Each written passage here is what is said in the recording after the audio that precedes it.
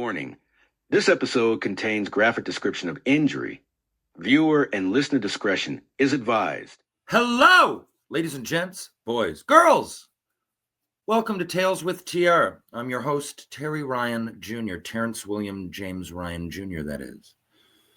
And I shall be in Boston Thursday, being, I guess, by the time you hear about this, it's today. And I'll be in Toronto.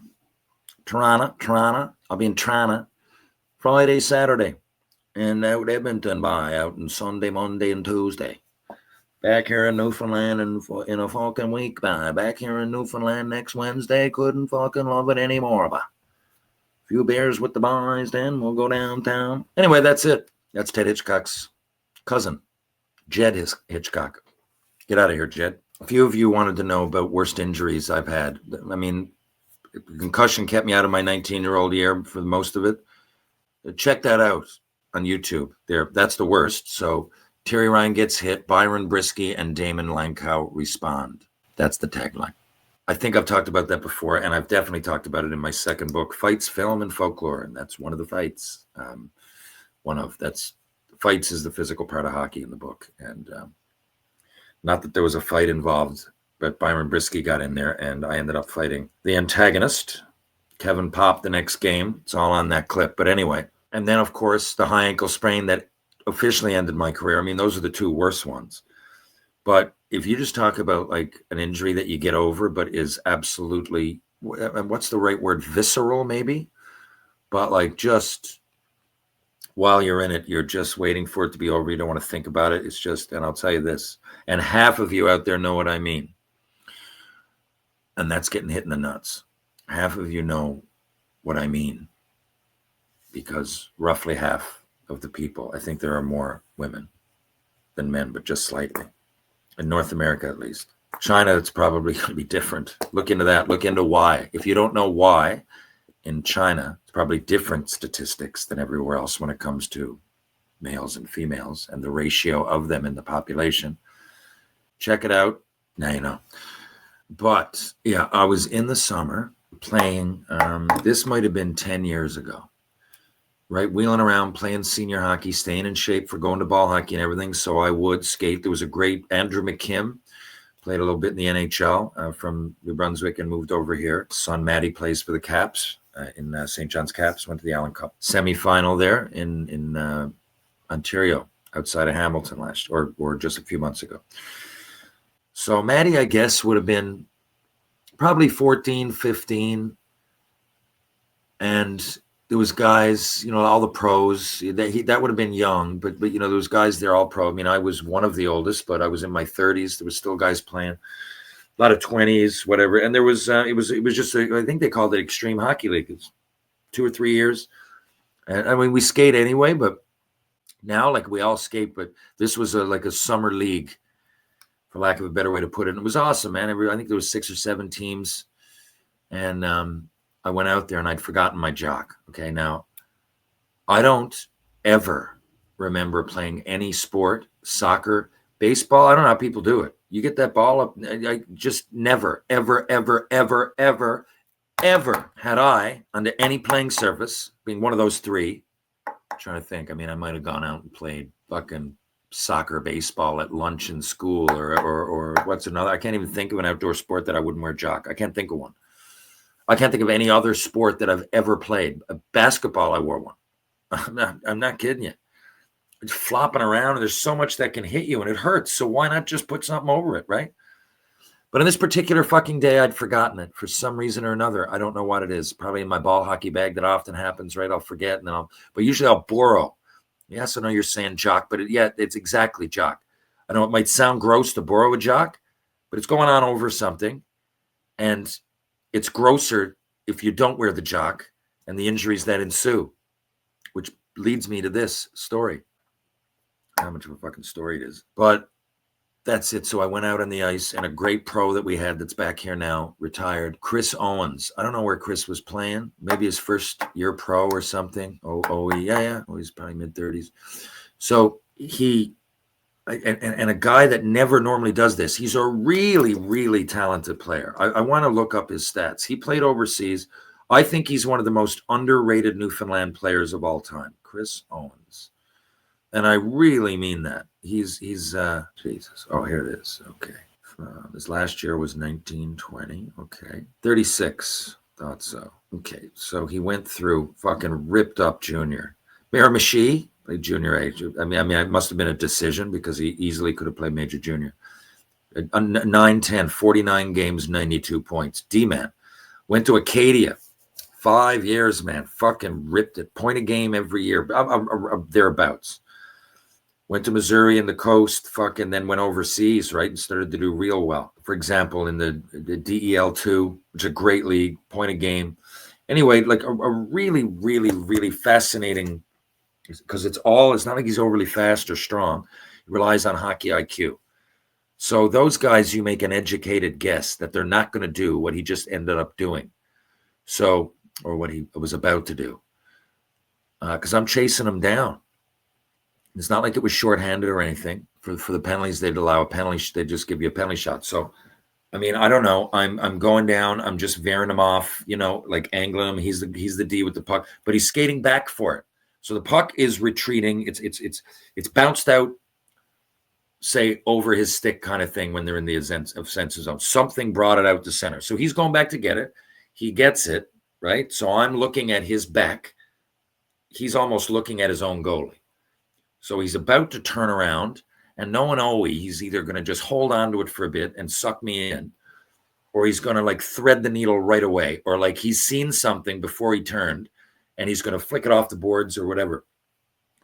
But for whatever reason, I don't know. I didn't ask him. I don't know what he was doing, but he turned around and just fucking shot it. Like he just shot it like a wrist shot if you were in front of the net trying to pick the corner. I you know what? I've never asked him. He probably doesn't remember now. Of course, it was that long ago.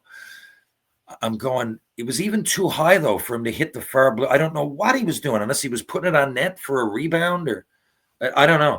Hence, I wouldn't have left myself open. So on this one fucking day that I forget my fucking jock and I don't have one to borrow and I'm just going out there and I've got no jock on and I'm trying to play, talk about always IQ. Now my IQ is going okay. Just each situation I'm going in, I'm playing the odds. Like I'm not blocking shots. I'm not even getting in front of them at all. No one's blocking shots in the summer, but I'm not even putting my stick in front of there. I'm not going in front of the net when someone else is shooting. I'm not doing anything. I'm playing the odds on my fucking nuts. And he turns around, man, and fires the motherfucking waist high, of course. Boom! I'm dead. I'm dead. And I don't know. For those, most guys out there know what I'm talking about. A lot haven't been hitting the nuts. So yeah, don't know this. And the girls, I don't know. Maybe there's a similar, how would we ever know, right? How would we ever know if there's a similar feeling? But all I know is that when you get hit in the nuts, it hurts at first. And then that in like 10 or 15 seconds, it's really going to hurt. So there's that window at first where it's just like you got hit in the arm. Like that hurts, right? If I did that, I mean, I can feel it though. I mean, it hurts. It doesn't really hurt, but the bone. I'm just hitting my fucking arm, right? I'm just hitting my arm. It hurts to a degree. It doesn't really hurt, but I can feel it, right? But if I do that same thing to my nuts, especially if I'm not ready for it, okay, then, because if you're ready for it, at least you tense up a little tiny bit, and there's something in that friction that makes you a little bit stronger and absorbs it better.